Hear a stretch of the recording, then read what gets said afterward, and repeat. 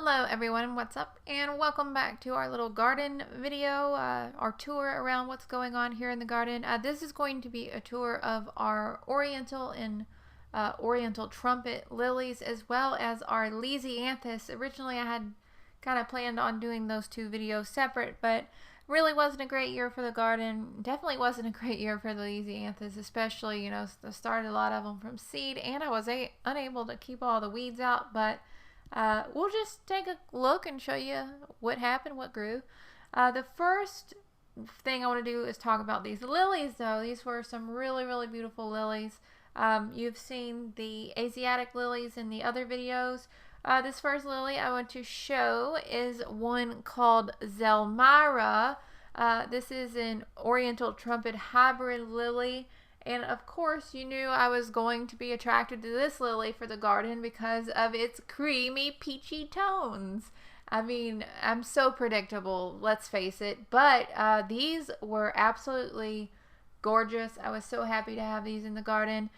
Should also mention that these are the first year. This is the first year for these bulbs, so they are a little bit on the short side. And when you see the flowers cut, all I did was deadhead those and take, video for these videos. Really want to make sure I focus on leaving that foliage intact for, our lilies to continue to grow and get bigger and bigger and things like that. Only had one playtime lily that bloomed. That was kind of disappointing, but here's what it looks like. Very cool, different colors, 3 different colors. Very cool. We also had Yellowween bloom.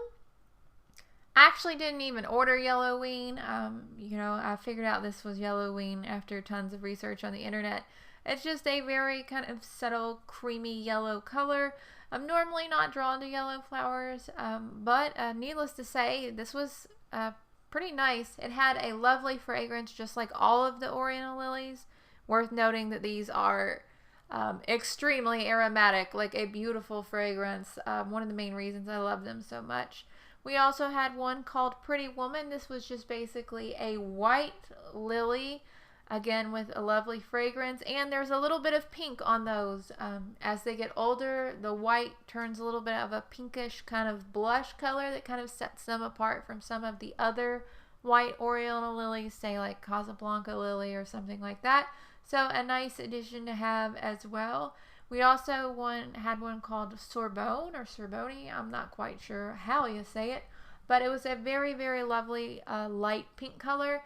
And if you look closely, you can see it had kind of a crisp white outer edge, kind of a white outline. Interesting, the petals in these were a little bit curly, I noticed. I don't know if that's a characteristic specific to them or if it was something garden related that caused that to happen. Still very, very beautiful. We also had one called Courage that I really, really liked. And this actually is a yellow one that I ordered. I know I kind of said that I don't really grow yellow, but these are white with a kind of splash of that bright yellow in the center. And it was very, very lovely. I really, really liked this one. I'm so pleasantly surprised. You can see they stayed nice and clean looking even as the flowers aged quite a bit. And these experienced a lot of rain, a lot of heavy rain during the summer. So I'm actually really impressed with how these held up in my yard. We also had one called Zambezi.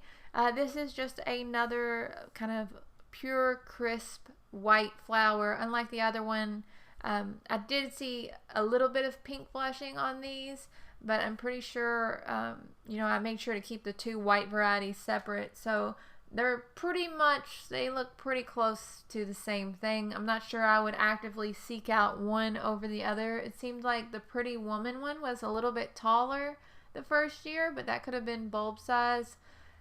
Who knows? Also, there's a little frog in there. I had to take his picture. He's so cool. Josephine was another lily that I had, and I really, really love this one.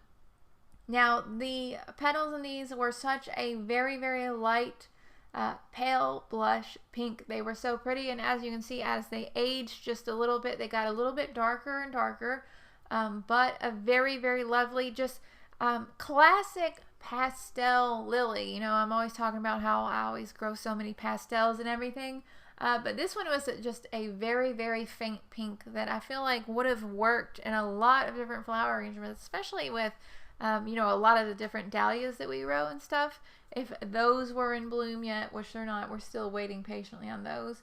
But still a very, very nice addition as well. Also, for the Oriental lilies, we had one called Zorro, and actually this turned out to be one of my absolute favorites this year, which I wasn't really expecting.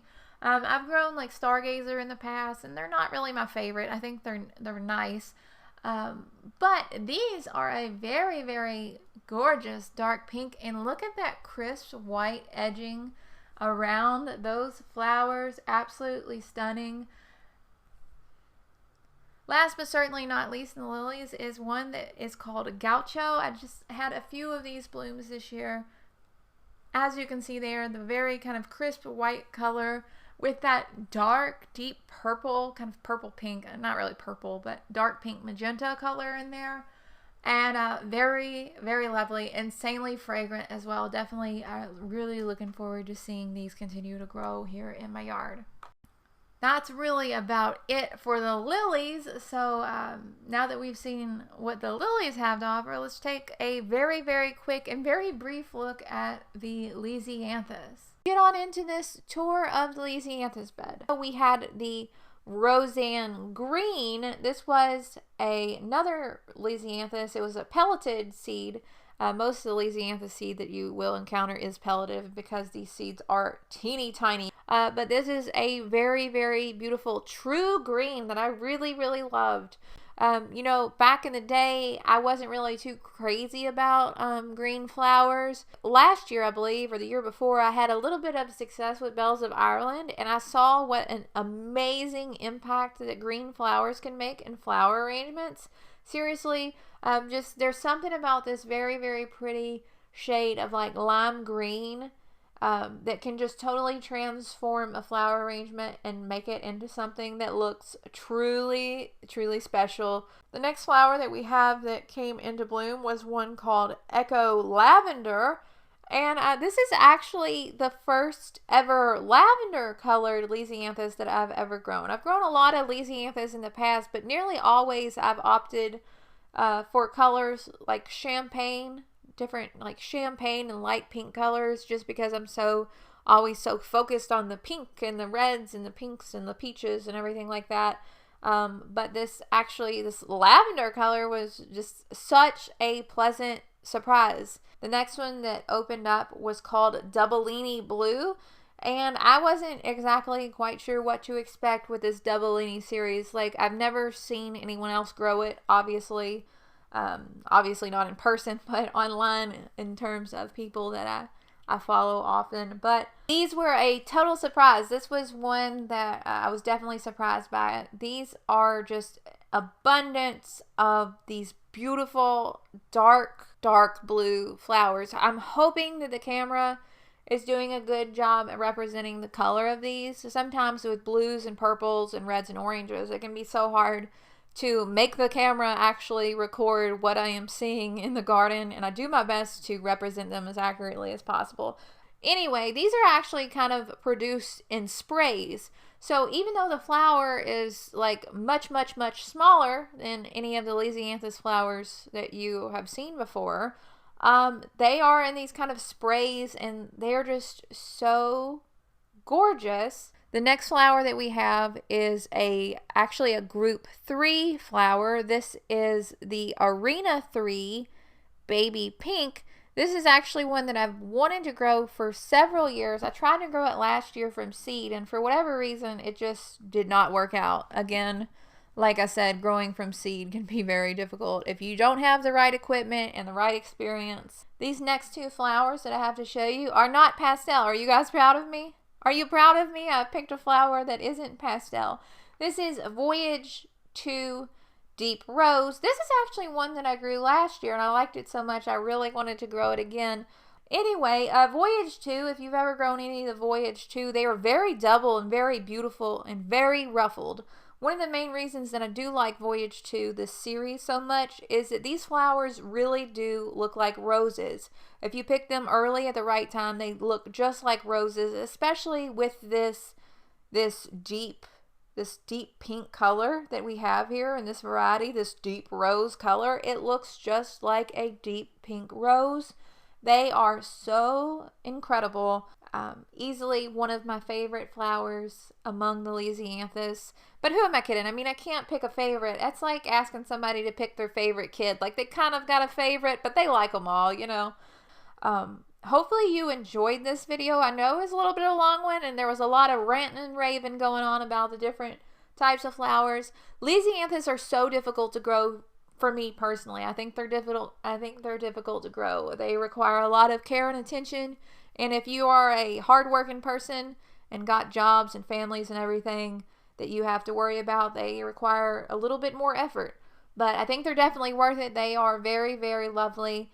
And I think they're a great addition to the cut flower garden. In the comments below, I would love to know which one is your favorite. Have you grown any of these in the in the past? Have you grown these in the future? Will you grow them in the future?